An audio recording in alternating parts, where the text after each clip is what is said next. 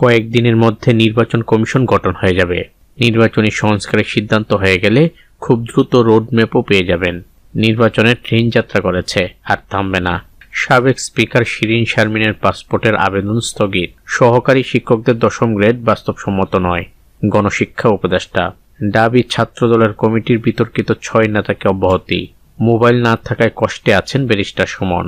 শেখ হাসিনার সঙ্গে ফোনে কথা বলা সেই যুবলীগ নেতা গ্রেপ্তার। বিসিবি চলছে জোড়াতালি দিয়ে। আসিফ মাহমুদ ডোনাল্ড ট্রাম্প আমার বাবা, পাকিস্তানি নারীর চাঞ্চল্যকর দাবি।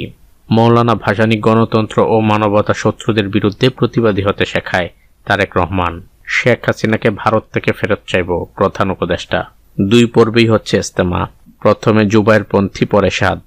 জগন্নাথ বিশ্ববিদ্যালয়ের সাংবাদিককে পেটালেন ছাত্রদল নেতারা। আন্তর্জাতিক অপরাধ ট্রাইব্যুনালে তোলা হচ্ছে সাবেক মন্ত্রীসহ 14 জনকে।